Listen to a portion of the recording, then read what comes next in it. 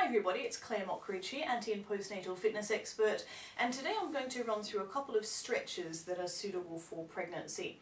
It doesn't matter what stage you are in pregnancy. One or two of the stretches, bear in mind though, if you are suffering with any sort of pelvic or back problem, I'm sort of talking about pelvic girdle pain specifically, then I might just give you an alternative or just suggest that you skip that particular stretch.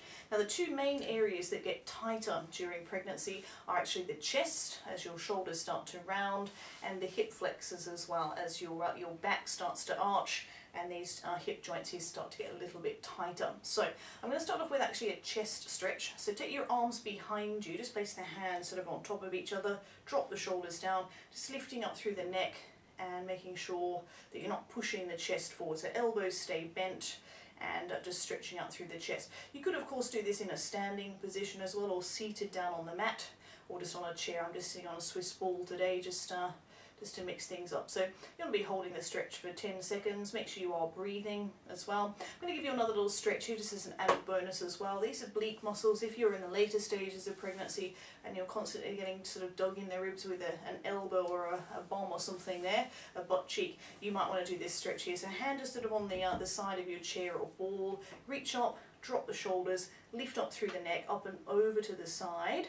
So you should feel that stretching down through the oblique muscles. Make sure you're breathing in through the nose and breathing out through the mouth. Use the pelvic floor to straighten the spine and then change sides. So up, shoulders heavy, neck lifted, up and over to the side. Okay, so just stretching down through those oblique muscles there again. Note to keep the pelvic floor connected and then lift up and lower. Just going to move my Swiss ball now. And let's step down onto the mats here for this hip flexor stretch. So we come into a little sort of split stance. So heel is onto the knee is in line with the hip joint. And I need you to come into a pelvic tilt. So tuck your bottom under, so bringing the pubic bone forwards. Hands on that thigh, shoulders down, neck lifted. And you should feel a little bit of a release through this hip flexor muscle through here. So again, remembering to breathe. Those of you with a pelvic injury or back injury, this one's not going to be suitable for you. What you could do perhaps in standing as an alternative, I'll just pop myself back up to standing, grab hold of a wall or a chair or something there.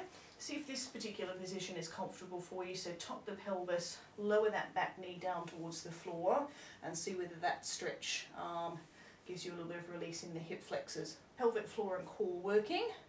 And as I said, to change sides, you can just place the hand down on the floor, knees together, and then bring the other knee forwards. Again, you only be tucking the bottom under.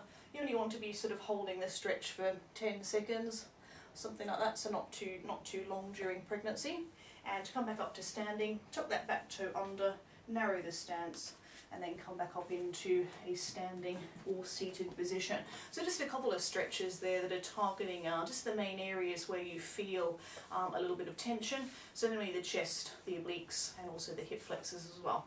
Hope that's been useful. See you very soon.